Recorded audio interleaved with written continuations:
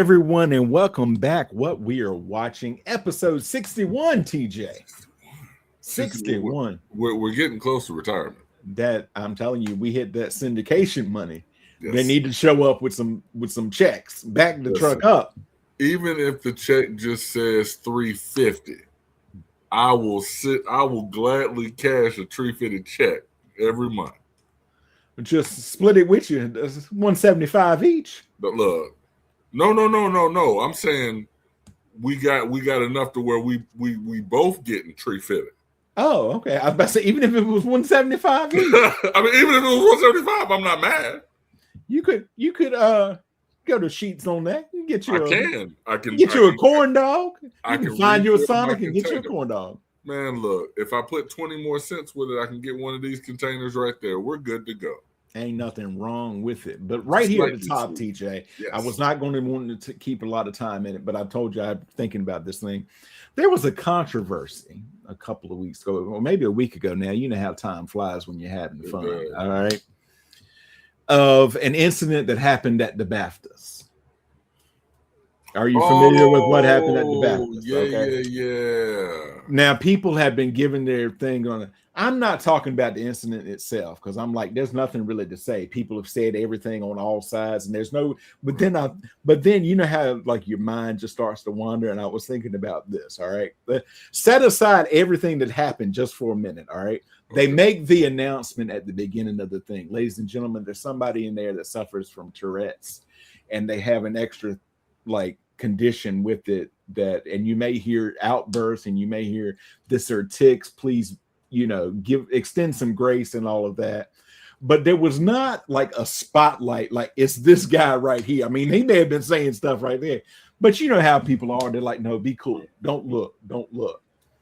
But as we get further in the night, there was a lot of stuff said, in particular, certain thing that was said at a certain time. Everybody knows what we're talking about. I was thinking, how would you have liked to been at the person at the next table? And all of a sudden, this person says some things, and people are looking. I'd have jumped up so quick, going, "It's him! It's this guy right here, over here. I need the spotlight right there." I'd have thrown him under the bus so quickly. You can only respond one of, I'll say one of three ways, right? Way one is what you just said. Get the heat off you. Absolutely. Snitch. Like, just tell it real quick because I need y'all to know it wasn't me. That's option one. Option two is politely put up your finger as if you were in church service to let them know you need to go to the restroom. I don't want to be in this environment. This is not a safe space for me. Or you just act like you didn't hear it. And I mean, again, a lot of people, you hear it, and then they just keep on looking down as if that's just a part of the service. So those are your three options. If you have another option, hit it in the comments. But also we've talked about this before. Like if you go somewhere to someone's home and they're like, "Would you like a glass of milk?" But they lead off with that. It's not that's when you do the polite number two thing. Would you look at this? I think I left my heat going. My water's running. Seriously. My cousin is blind and I left him on the porch. Let me go and get his blind self off the porch. I am sorry that I left you, Tito. I am on the way. But that's when you got to like be cool with the people at your table. Listen, y'all know I'm up for that BAFTA for best editing. If I win, can y'all go and accept for me and just drop it off at the house? I should be there. Tito should be in bed by that time. Just drop it off. Right. Just drop it at the house. Oh man, but no, you gotta excuse yourself. Yeah, bro. Because I'm like, I usually when I see things, I put myself in the situation, right? I put myself. How would I respond if in the situation? And like literally, it's because things like that happen. Oh yeah, like this is not unknown. Things like this happen. And this is not what y'all came for, but y'all know we're gonna give it to you straight.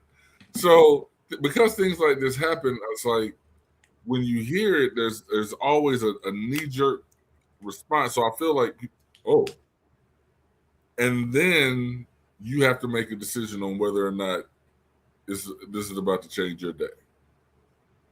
So I feel like a lot of the people at the table is just gonna and then just look back down because they don't want it to change their day.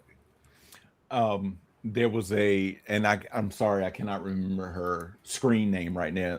There was a wonderful young African American lady who was explaining this because she also has that and has the tics, but hers are hand motions, and it's flipping people off like that. But I didn't know it because she was doing other tics and was explaining it and explaining his precise thing and how like calling attention to it and all of that. And then she started like flipping people off. I'm like, whoa, I didn't even say, because I didn't know. And then she explained it. I feel it. With that, yeah. So I love everybody.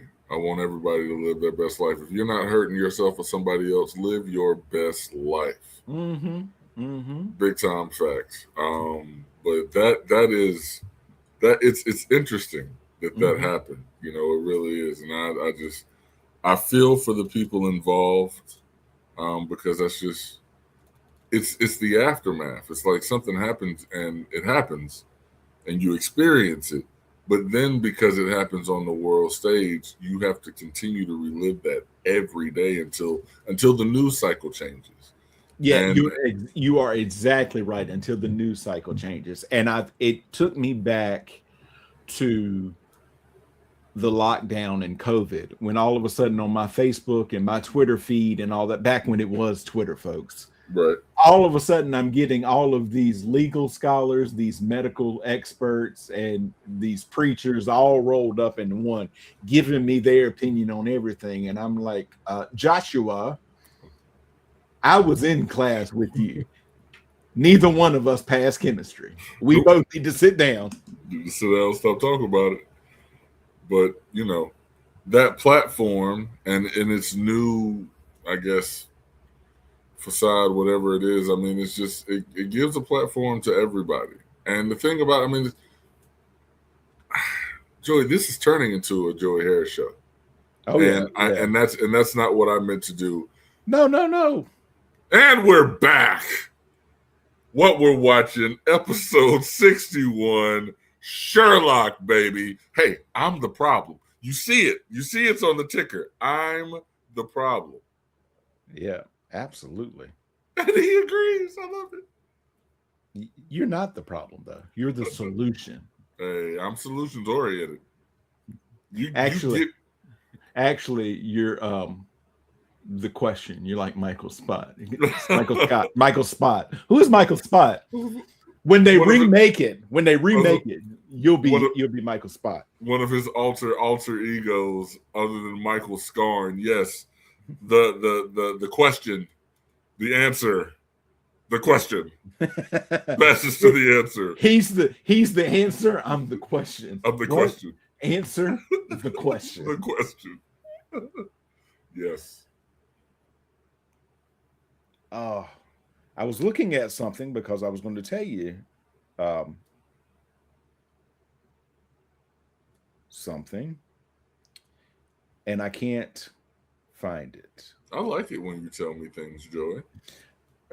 I'll just tell you now, because there was I thought it was in the scandal in Belgravia when John goes to visit Mycroft at his club, and he's like yelling out like that, and people are just looking at him. Right. And all that. There's an older man who looks at, like, just stares at him and like is trying to have him removed. Right. That's Douglas Wilmer. He played Sherlock Holmes in the Adventures of Sherlock Holmes TV show in the 60s. It was his last credit, but they wanted to like show homage to the character and have an actor who had played Sherlock Holmes there. So that's what's up. A little Easter egg for you. That's what we call an Easter egg. It's all pastel colored. Yeah. So when we last left Sherlock and John, they had been cornered at the pool by Moriarty. John leaves and then comes back, and he's got the vest on. That's the bombs and all that. There are the snipers with the scope red Pointing at sights him. all on them. And then Moriarty's like, I can't deal with you now. I got to leave. But then comes directly back and says, I can't let you live. And he's talking about the great game and all that. And that's where we were left off, TJ. Right. Now, I have to say, to begin this episode, Moriarty, the actor playing him, and I can't think of his name right now. I'm pretty sure you're going to tell me who he is. Andrew Scott. Saw him in an episode of Black Mirror. Great. I did not know he was that guy until getting into season 2, and his whole personality, his whole vibe. Yeah, a very different, very big contrast to our Sherlock Holmes. Oh yeah, yeah. And another thing here, because I said I'm going to tell it to TJ, because if I don't, we're going to go through this entire series and I'm never going to tell it, and I'm going to be upset with myself. Tell it. You're familiar with a very popular TV show from the 70s called All in the Family. Yes. Okay. All in the Family originally came from a British show called Till Death Do Us Part. All right. And the Archie Bunker character was a character called Alf Garnett. And his daughter, Rita, was like Sally Struthers' character in All in the Family. Gotcha.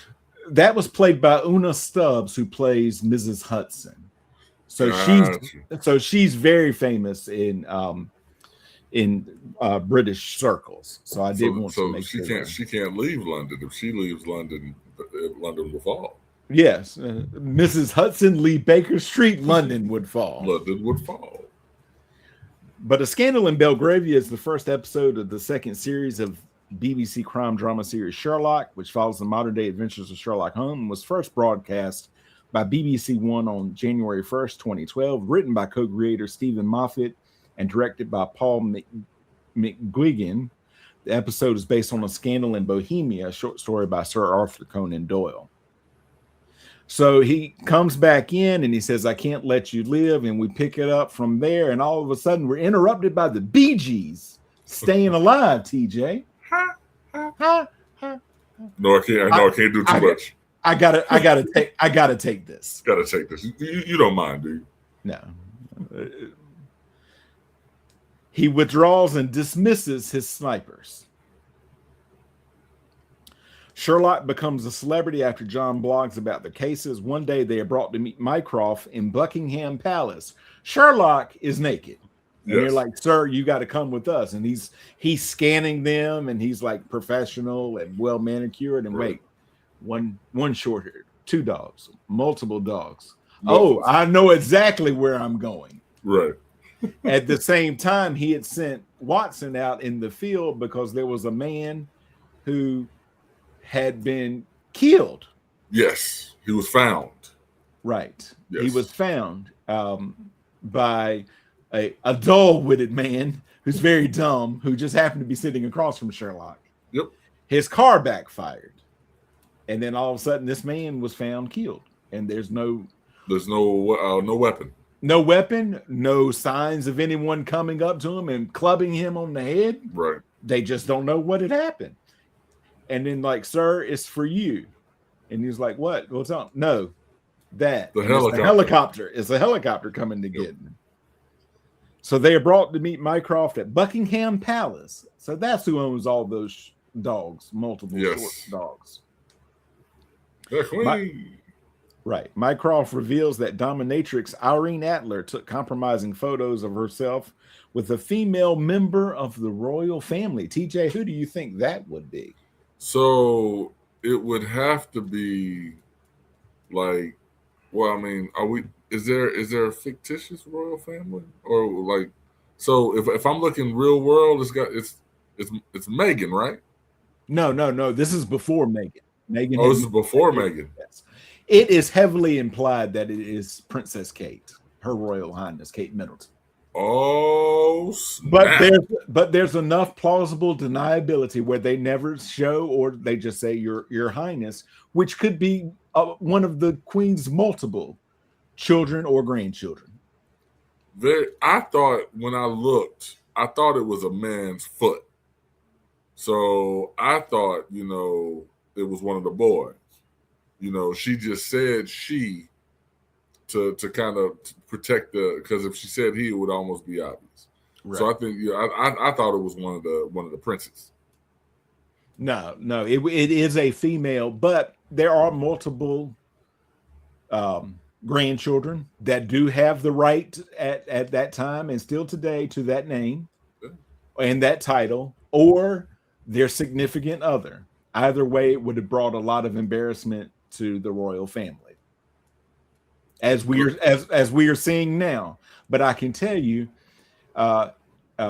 His Royal Highness King Charles is not the same as Her Royal Highness, his late mother, Queen Elizabeth II. True. Very true. The authority wants to retrieve Irene's smartphone, which contains those photographs. Sherlock and John try to get into Irene's home by deception, but she expects them. Irene meets Sherlock nude, leaving him unable to deduce anything about her because he's looking. Because he's looking. He looking. Every time he looked, question marks. He couldn't get nothing.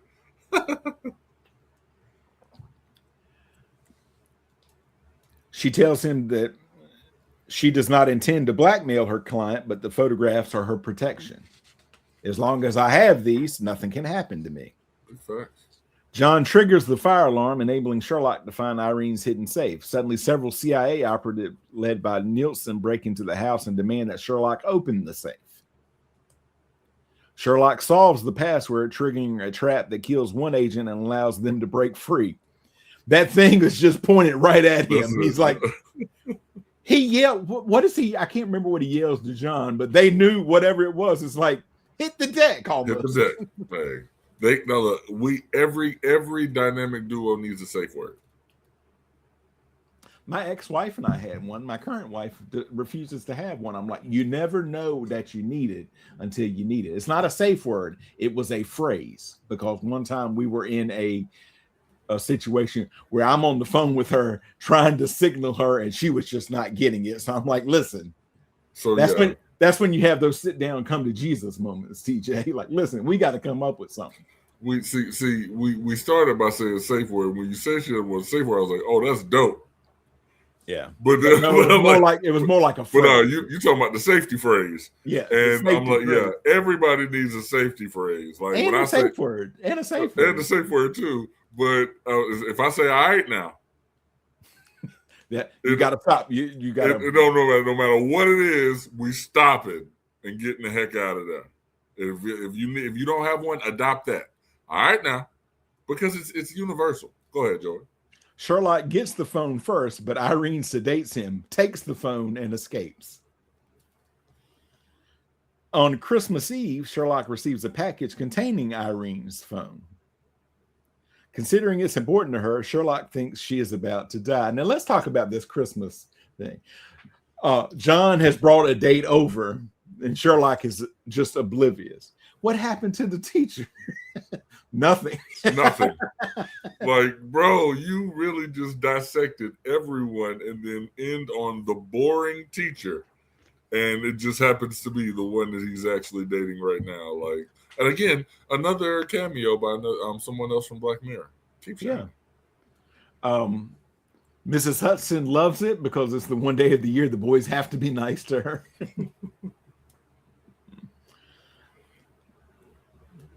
And Sherlock keeps getting text messages with a very unique ringtone, TJ, a little ding tone ringtone. And I can tell you this, at least it used to be this way. I never did it. But you can download that for your phone if you were so to be inclined. At least you used to be able to. I love. But you know that thing's gonna go off when you're in the middle of a meeting. It's going to go off at the wrong time because you're going to forget to put that thing on silent one time at the wrong time. Talking to your priest, talking to your mom. You're going to be talking to somebody that you And that's when you jump up, and that's when you jump up again and say, it was him over here. That's what they call a callback. That's what they call a callback. Come on, Donald. The police find a body with a mutilated face, which Sherlock identifies as Irene. On New Year's Eve, John is brought to Irene, who faked her death. She tells him she needs the phone back, but refuses to let Sherlock know she is alive. However, she does that, and you hear the ringtone behind the walls. Yeah, because he always gonna follow John. However, Sherlock followed John and sees her. Back at Baker Street, Nielsen's team holds Mrs. Hudson hostage, but Sherlock subdues Nielsen and pushes him out the window twice.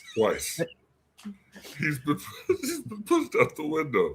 And then we see him falling. That was my Benz. But to be fair to him, he calls and lets them know before he does it. Big time facts. But look, bro, you broke into my house. The least I could do is call you an ambulance after I pushed you out the window. Because as we know, this is my cup. Don't worry about what's in it. Don't worry about when you in my house. Don't worry about going out this window, because you will twice. He found out real quick. You know what proceeded that, but he found out. That's all I'm saying. Yep. If you do it, you will find out. Yep. It's an equation. Yep. Months later, Irene appears at Baker Street and reveals that she is still being hunted. She asks Sherlock to decipher a code stolen from a member of the Ministry of Defense. Sherlock reveals it to be airline seat numbers and deduces it applies to a flight leaving Heathrow the next day. Right. Irene secretly conveys this information to Moriarty, who taunts Mycroft that he now knows their plan. Bond Air is a go. But we had been seeing before this, like, I know Ashes. That's not my mother, or that's not my brother, or right. Grandma is different. A government official brings Sherlock to Heathrow. Mycroft confirms that the government planned to fly a plane full of corpses to avoid alerting terrorists that they knew the plane would be bombed, reminiscent of the Coventry myth. However, as Sherlock unwittingly helped Irene and thus Moriarty cracked the code, the scheme failed. Not the first time, because somebody who was supposed to be on a crash plane ended up in a field with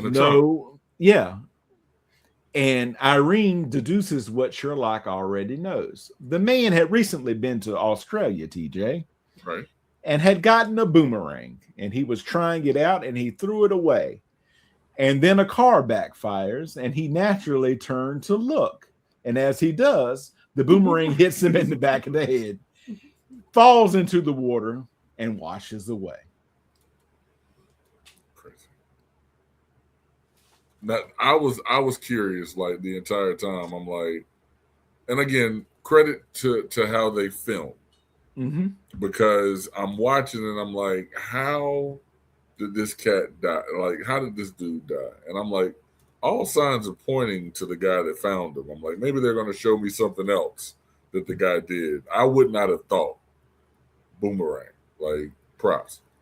We have got to one day cover the 2 Robert Downey Jr. Sherlock Holmes movies, because there is something that happens at the beginning of the first one, and then they go through the entire movie, and I'm like, if they don't show me how that man did what he did, I'm gonna tear this entire movie theater up. But at the end of the movie, they show you, and I'm like, all right, they can live another day. And I walked out of the theater.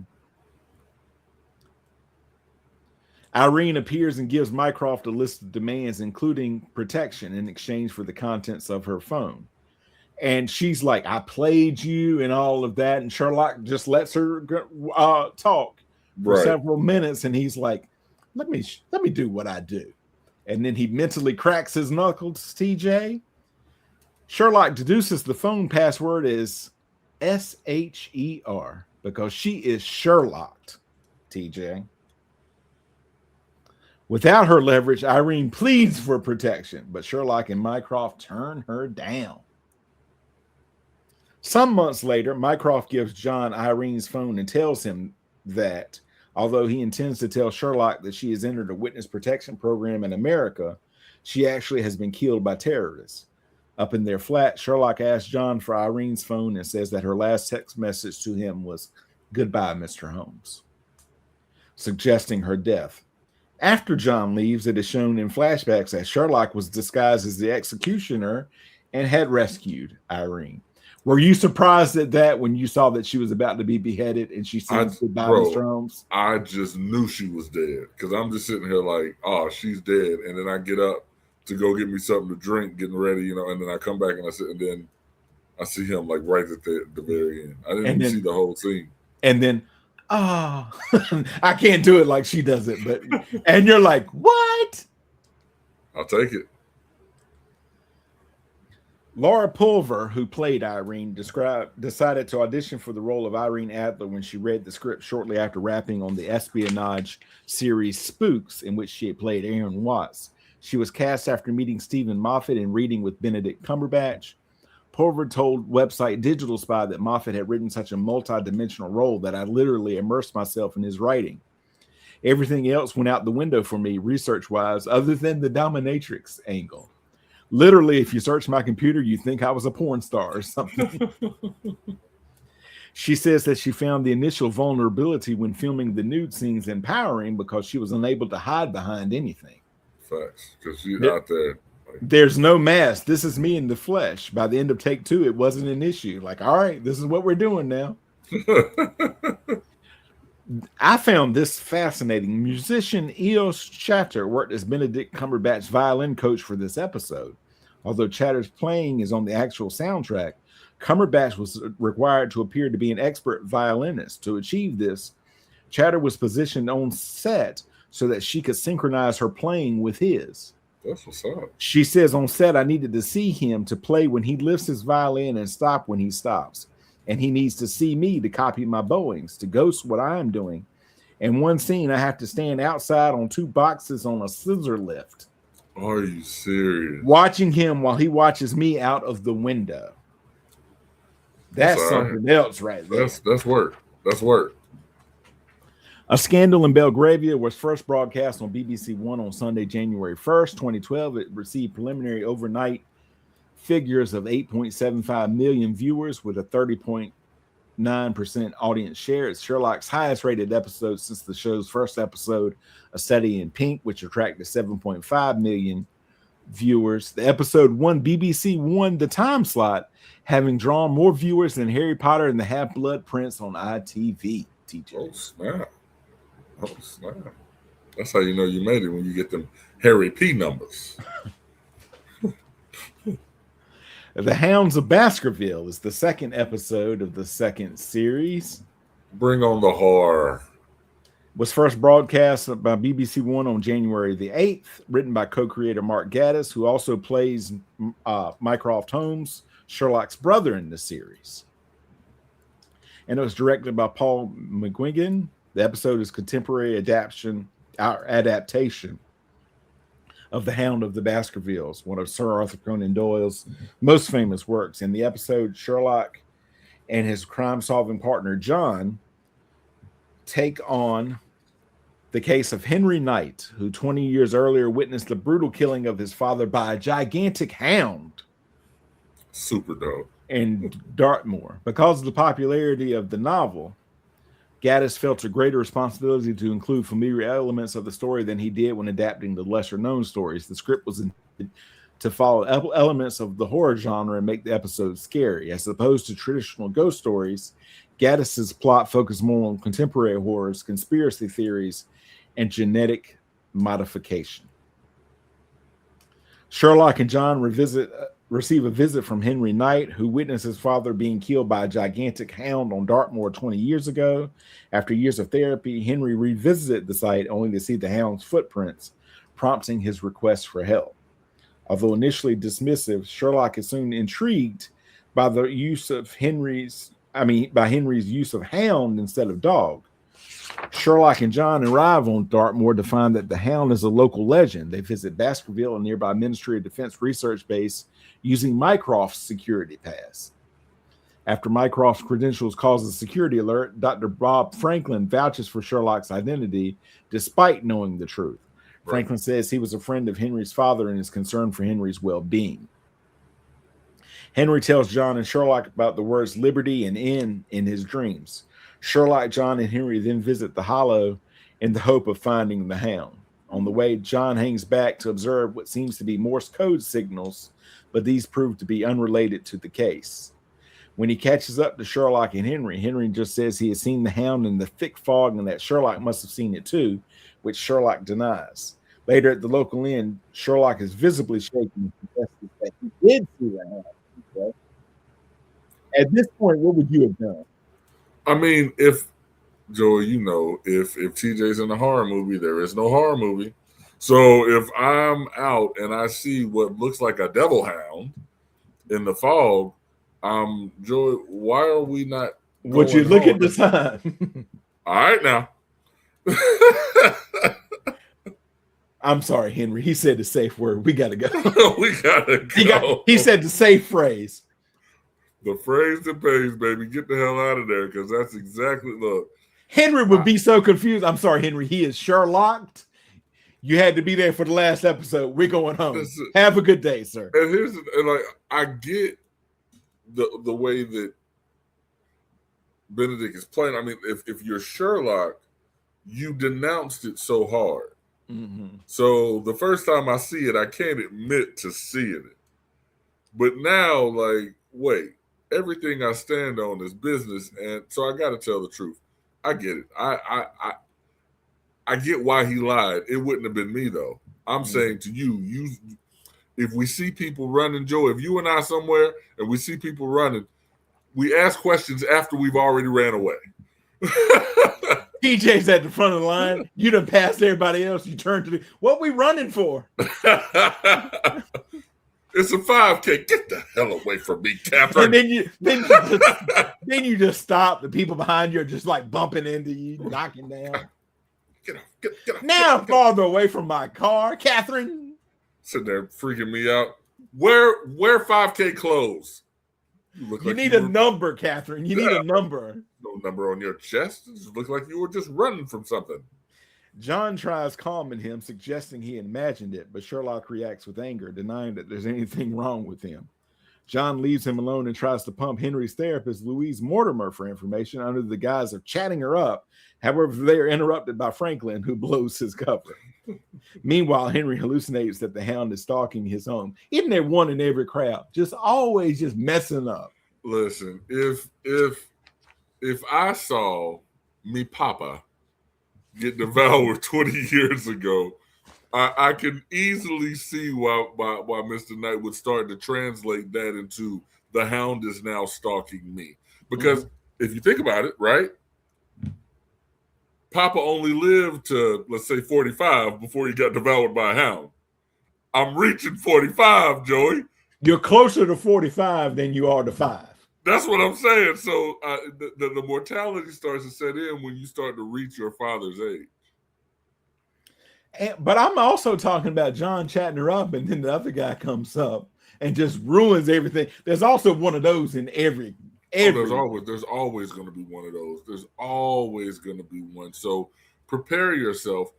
And if you're trying to be skilled in the aisles of flirtation, be prepared for somebody to chicken block. See how I did that, Joey? I like that. See that we can still be on YouTube, and everybody understands what we're talking about. It's like that John Cena movie. It's called Blockers. Now, there's a picture of a rooster on there, but it's called Blockers. Folks. Called Blockers. The next morning, Sherlock theorizes the Hound may be an acronym rather than a word. They run into D.I. Lestrade, who was sent by Mycroft to keep an eye on Sherlock. Homeboy's like, I always come out here. I'm just hanging around. Seeing you too. I love Baskerville. What's this, a military base? They should put this on the registry. People would come in. People would come and check this out like a museum. And they're like offended that he's trying to cover up. Like, he sent you. Come on now. Come on.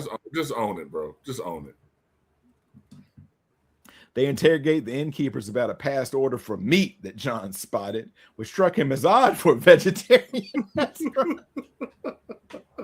I'd forgotten about that part, but when I just read it, that's rather odd for a vegetarian place. Vegetarian. The innkeepers admit keeping a dog on the moor to boost the tourist trade, but pretend to the investigators that it had been put down. We forgot to cancel the meat order. We're just gonna slip it in like this is semi-vegetarian. Oh, so it's just regular food then. It's just regular food, yeah. This explanation satisfied Lestrade, but not Sherlock, who insists that the dog he saw was monstrous. You gotta understand, this is why we have a need for Sherlock. Lestrade is not the best. He's not the best. And we learned that early. In the books, he's called the best of a bad lot. TJ. They're like, listen, this is what we got. And that's a doggone shame, because if he was willing to take that information, if it was up to Lestrade, he would have left. Calling Mycroft, Sherlock gains access to Baskerville again. They are so upset that he gets back in there. Searching the lower levels of the genetics lab alone, Johns finds himself trapped and then hears growling, which he assumes is the hound. Locking himself in an empty cage, he calls Sherlock to rescue him. You're not going to believe this. You're not going to believe this, man. This hound is right outside of... I'm locked in the cage, though. Sherlock deduces that a chemical weapon designed to trigger violent hallucinations was responsible. Retreating into his mind palace, a memory technique. Now, this is my favorite part of this episode, his mind palace. Right. Sherlock realizes that Liberty and N stand for Liberty, Indiana. After viewing confidential files, he learns that Hound was a secret CIA project aimed at creating a hallucinatory anti-personnel chemical weapon. Although the project was abandoned several years before, Sherlock realizes Franklin, who participated in the project, has continued it secretly.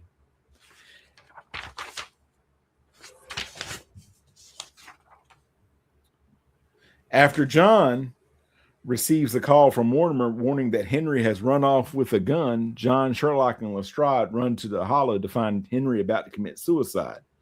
Sherlock explains that the hound was a hallucination. His father had been killed by Franklin wearing a gas mask and a sweatshirt with Hound Liberty, Indiana on it. A child could not cope with this, so his mind tricked him.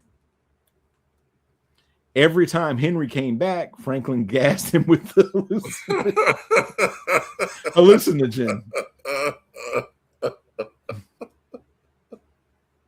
Make you ask the question, how many times this man really go back, right?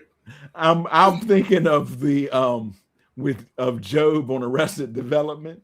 Oh, Forget Me Nots. Forget Me. Yes, the Forget Me Nots. Or look for you. How about this? Men in Black.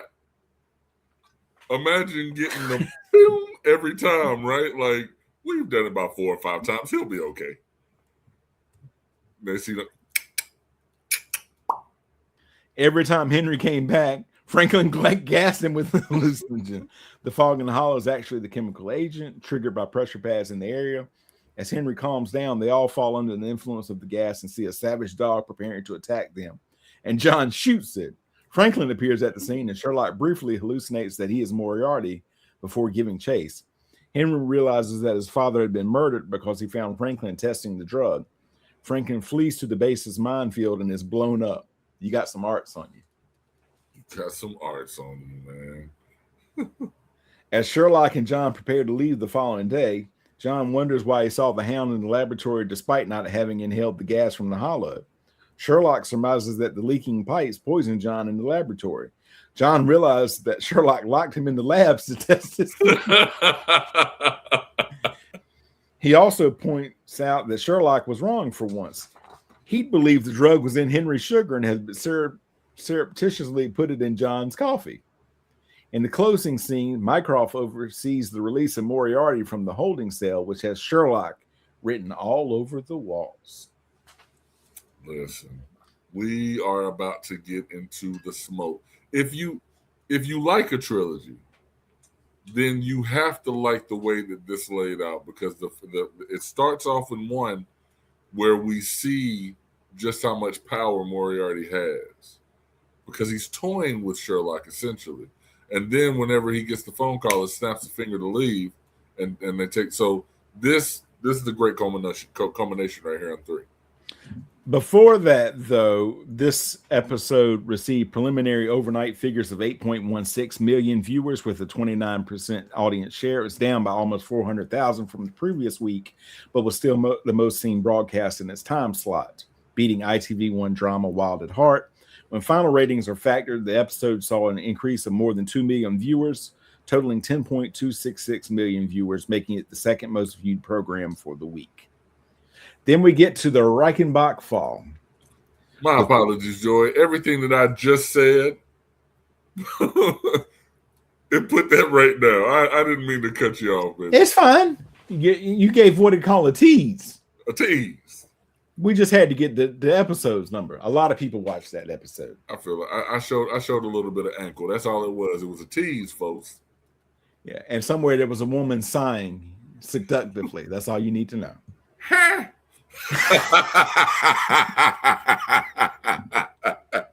I'm gonna have to clip that for a clip. It's gonna be a short. I'm gonna share it with you.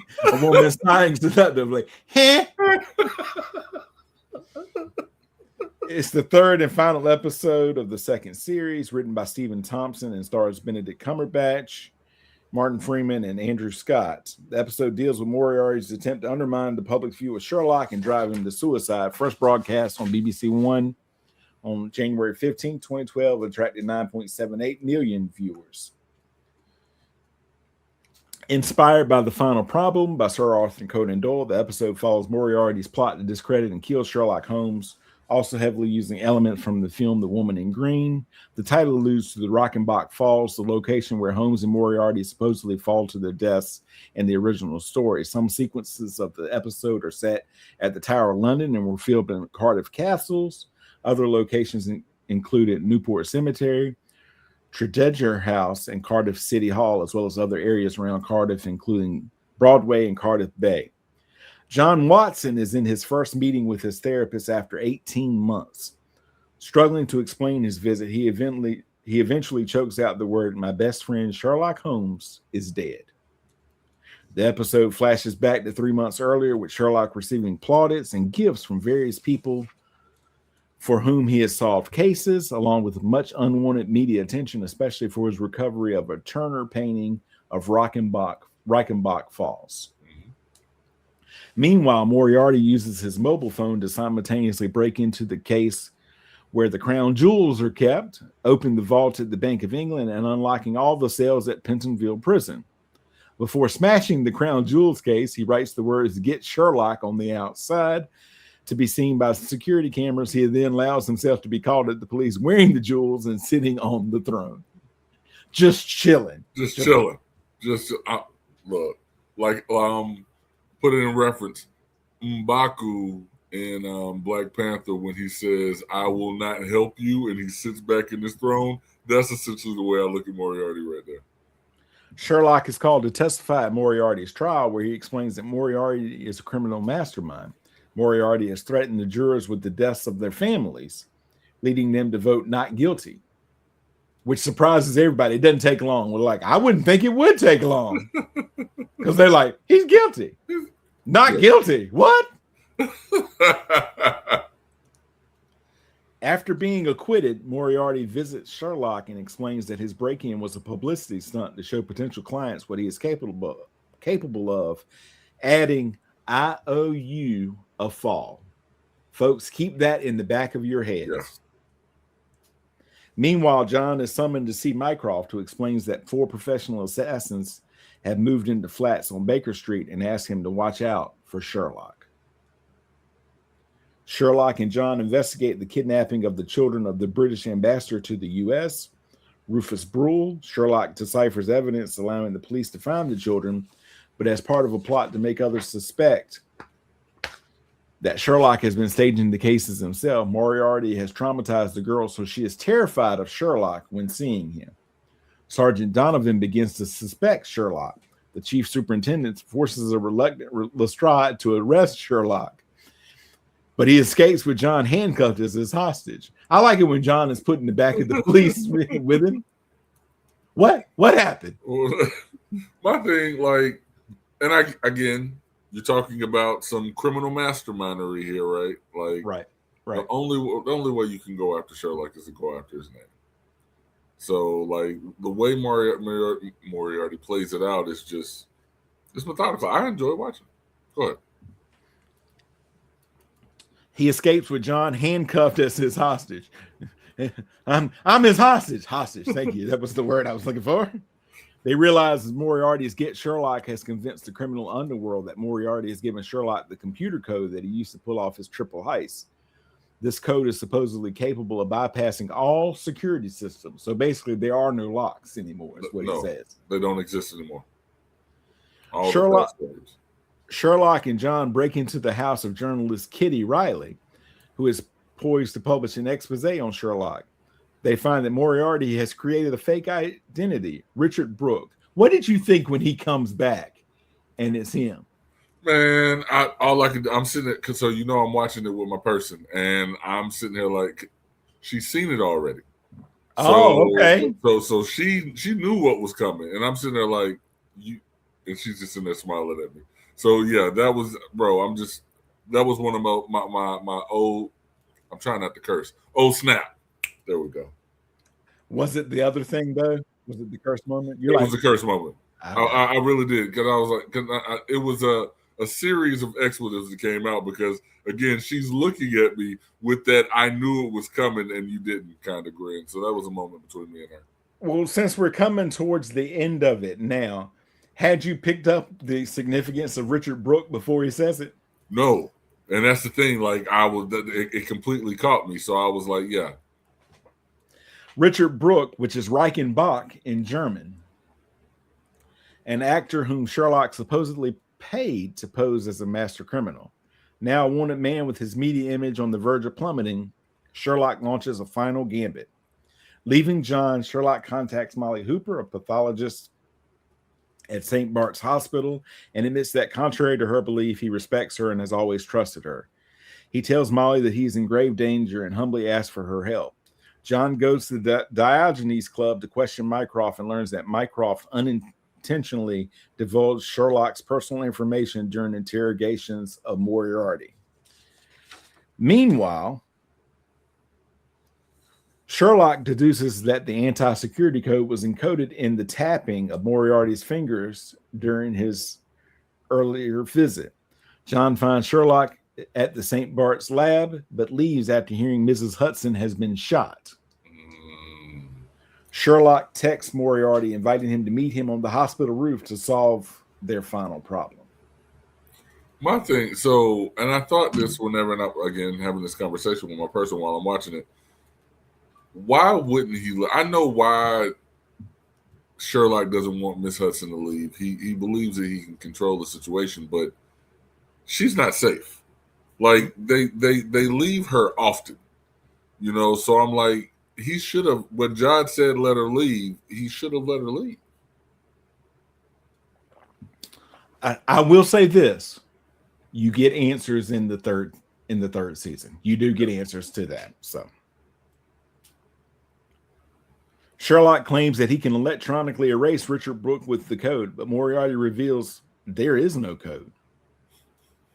He simply bribes security guards. He gives Sherlock an ultimatum. Sherlock must commit suicide or Moriarty's hitmen will kill John, Mrs. Hudson, and Lestrade.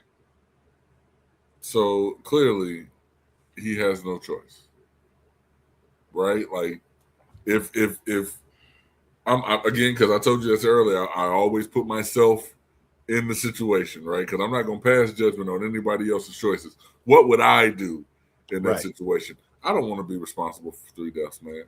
Especially if these are the only people that I really have any kind of interaction with. So Sherlock says, will you give me a moment? He says, absolutely, I'll give you a moment. Sherlock realizes Moriarty has a way to prevent the execution and convinces Moriarty that he's willing to do anything to make him stop the assassins. After acknowledging their similarities, Moriarty tells Sherlock, as long as I'm alive, you can save your friend. He then commits suicide by shooting himself. I bet that was an old snap moment, wasn't it, TJ? Man, I'm sitting here like, are you serious? Come on. Like, you didn't see that one coming, did you? I did not see that one coming at all. And I'm like, Moriarty is the guy. Moriarty is Sherlock Holmes' nemesis. So I'm like, if we got 4 seasons, they're going to be pirouetting back and forth. So this, yeah. Like I said earlier in the tease, everything led to episode 3. He then commits suicide by shooting himself, effectively closing Sherlock's options for saving his friends other than jumping from the roof. Afterwards, Sherlock calls John, who is rushing back from 221B Baker Street after finding Mrs. Hudson was safe, claiming that he was always a fake and explaining that his last phone call is his note, because people always leave a note, TJ. Right. Sherlock swan dives off the roof of St. Bart's as John looks on terrified from the street, thereby ensuring that Moriarty's true identity dies with him. After being knocked to the ground by a cyclist, John stumbles over to watch, grief-stricken, as Sherlock's bloody corpse is carried away by hospital staff. First off, I have to acknowledge the Arrested Development reference that you just made. That's why you always leave a note. A note. I did not forget that and let that pass me. Because I wasn't watching it in real time. So watching it as a streamer now, I already know there's more seasons beyond this one.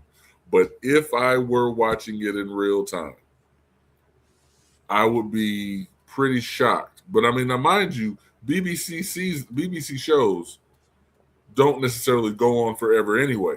So no, they're very short. They have short. very short seasons, and sometimes there could be 4 or 5 years between seasons. Big facts. So I'm like, if I were watching it in real time and I knew what BBC was about, and he jumped off the hospital, I'm like, oh, okay, this is it. The episode returns to John's therapy session where he cannot open up. Mycroft is shown reading the tabloid newspaper The Sun with a front page headline, "Suicide of Fake Genius." Later, John visits Sherlock's grave with Mrs. Hudson. He reaffirms his faith in Sherlock and begs him not to be dead. Do me this one favor. As he walks away, Sherlock looks on from afar out of John's sight before also walking away. All right, now I have to put this part, TJ, because I want to put you in the mind of somebody who was watching it in real time. Let's go. The episode's cliffhanger led to speculations on forums, social networking sites, and in newspaper articles about its resolution. Theories included the use of a mask, a squash ball, a Laurie or Moriarty's body, the dummy scene in Sherlock's flat at the beginning of the episode, okay. The psychotropic drugs featured in The Hounds of Baskerville, the participation of Sherlock's homeless network, and a cadaver supplied by Molly. In an interview with The Guardian, Moffat claims there's a clue everybody's missed. So many people theorizing about Sherlock's death online, and they missed it. And I'm going to be honest with you, TJ, I missed it too. Let me hear it. Oh no, that'll give away part of it. I'll say it without saying it. Okay. All right. Moriarty has someone trained on John, on Lestrade, and on Mycroft. All right. Okay. There are 4 people in Sherlock's life. Gotcha. I don't know if you're picking up what I'm putting down, but there are 4 people. 1,000% picking up what you're putting down, sir. I'm smelling what you're stepping in, baby. Moffat noted that one of the central clues is something that Sherlock did that was very out of character, but which no one has picked up on. And I talked about it in my review. This is going to cook my grits all night. We'll just sit there and cogitate on it. And shortly after the episode aired, memes inspired by the episode emerged online, considering how ordinary people in the Sherlock universe would react to learning that their hero was a fake. The memes included recurring phrases such as, "I fight John Watson's war," "Moriarty was real," and most prominently, "I believe in Sherlock Holmes," amongst others. the latter of which was used in universe in The Empty Hearse, which is the first episode of season 3. I believe in Sherlock I Holmes. believe in Sherlock Holmes. Okay. There was some speculation that the hashtag Believe in Sherlock movement was orchestrated by the BBC as a publicity stunt. Part of the resolution was filmed with the rest of the episode. Okay. Although some, including hypothetical sequences involving Darren Brown and airbags, was filmed with The Empty Hearse. All right, so TJ, overall, what do you give the episode and what do you give the season as a whole?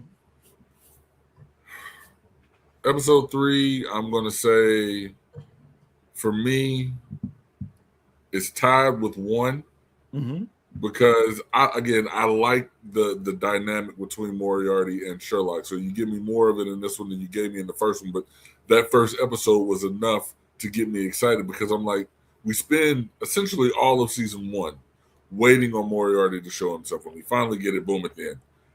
So for it to, and again, I'm believing because I still haven't watched season 3 yet. So I'm believing that Moriarty is actually gone. You know, like I enjoyed the way he played the part. So I mean, it's just like if he is in fact gone, I got to give that man props. Shouts. So I'm saying again, 1 and 3 are right here, and 2 is just a little bit below, only because it's a little bit different. I like the horror though.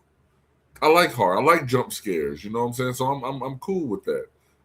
So yeah. Overall, I'm looking at this season is a smidge better than the first season because I like Moriarty.